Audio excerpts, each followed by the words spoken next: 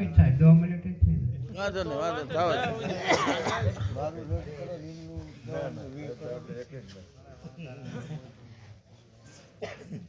પરમ પૂજ્ય સદગુરુ શ્રી ગોરધન મહારાજે આપણને જે અડધી પોણી કલાક આનંદ કરાયો એટલે એની બદલ કંઈક તાળીએથી વધાવવા પડે.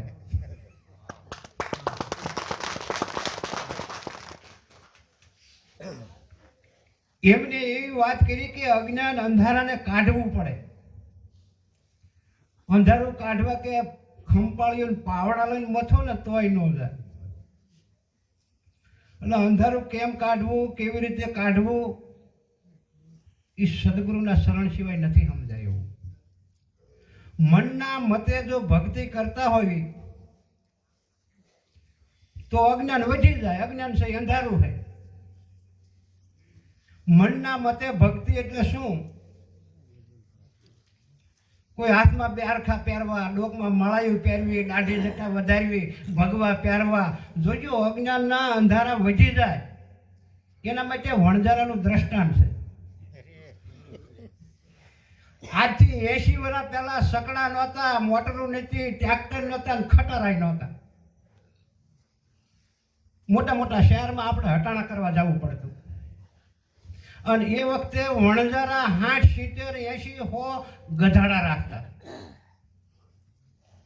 અને ગધાડા ઉપર માલ ભર્યો હોય બધો. મગની દાળ હોય ને, ચોખા હોય ને, ઘઉં હોય ને, જે કંઈ બધી વસ્તુ, સાકર હોય ને, ખાંડ હોય ને, ચા હોય ને, તેલના ડબ્બા હોય ને. ગામડામાં કોક દીકરીઓના લગ્ન થાય આણામાં પાછા ઓલા ગાડલા ભરવા રૂ હોય જોઈએ. રૂ ના હોય કોથળા હારે હોય. હવે એવા 60, 70 ગધાડાનું ટોળું લઈ અને વણઝારો ફરે. પછી આવું ગામ હોય ને, ગામના પાદરમાં પડાવ નાખે. પછી આજુબાજુના ગામડામાં જાહેરાત કરે. એટલે જેને જે વસ્તુ જોઈતી ત્યાં આવીને લઈ જાય. નજીકના ગામડા હોય એ 2-4 ગામડાવાળા આવે અને વળી પાછું અઠવાડિયું થાય એટલે બધો લબાસો લઈને બીજા આગું જવાનું. હવે 60, 70, 80 ગધાડાનું ટોળું, એમાં નોખો માલ બધા ઉપર મૂક્યો હોય. કોઈના ઉપર ચોખા હોય, કોઈની ઉપર દાળ હોય, કોઈની ઉપર સણ્યા હોય, કોઈના ઉપર ગોળના રવા હોય, કોઈના ઉપર તેલના ડબ્બા હોય, કોઈના ઉપર ખાંડની બોરી હોય, કોઈના ઉપર રૂનો કોથળો હોય. ગઢું એક ગધાડું હતું શાયદ માંદા જેવું ને, એના ઉપર રૂનો કોથળો મૂક્યો. વણઝારો દયાળુ કે આ હાલી એકો નથી, આને થોડોક ભાર હલકો આપો. એટલે રૂનો કોથળો ગધાડા ઉપર મૂક્યો અને બીજું બધું ટોળું એમને લઈને હાલ્યો જાય છે.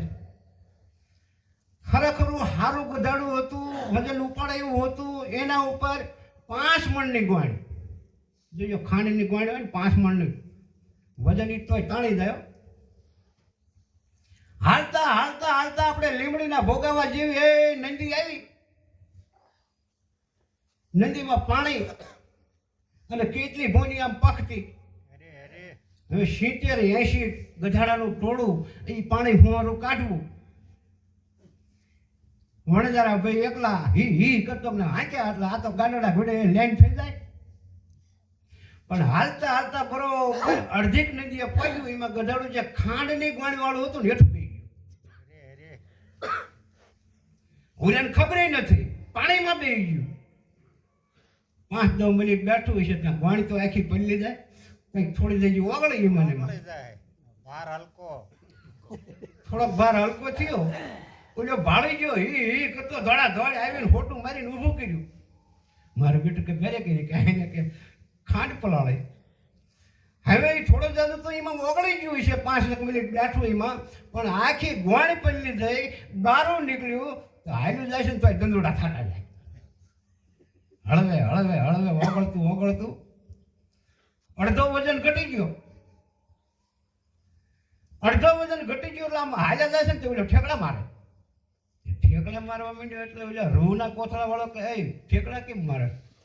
હજી એક ગામ નથી આવ્યું, વ્યાપાર નથી થયો, તારી માથે કેટલો ભાર હતો અને તું ઠેકડા મારસ? કે ભલામણા હું તને કહું, બીજાને નહીં કહું. કે શું હમણાં કોઈ નદી નથી આવી? કે હા મને કે બહુ ભાર લાગ્યો હતો ને કે હું ભારના હિસાબે કંટાળીને કે પાણીમાં બેસી ગયો. તે કે પાણીમાં બેસી ગયો એટલે શું થયું? અરે કે પાણીમાં બેસી ગયું છે મારું વજન ઘટી ગયું. આ લે કે આજ કે પાણી આવે એટલે વાત. હવે રહેતા રહેતા 4-5 દી જાય છે ને બીજી કોઈક એવી નદી આવી, નદીમાં બધાને ફુવારા નાખ્યા. વજન યાદ હતું એ બરોબર અડધીક નદી જ્યું અને રૂના કોથળા વાળું દઈ ગયું. એ વજન વધે કે ઘટે?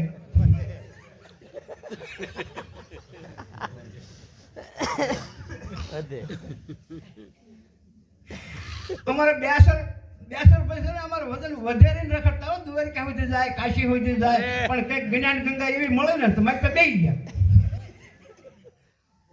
વજન ઘટી ગયું, ફૂલ જેવા થઈ ગયા. એટલે કંઈક જ્ઞાન ગંગા એવી છે કે જેથી કરી અને અજ્ઞાનનું અંધારું હોય તો આમાંથી કાઢવું હોય તો મારા બાપલા ક્યાં બેહવું ને કેમ બેહવું વિચારીને બેઠે જેવું છે. આથી આગળ વિશેષ બોલતો નથી. આપણે શામજી ભાઈ પાસેથી એક વાણી સાંભળવાની. બોલો સતગુરુ મહારાજ.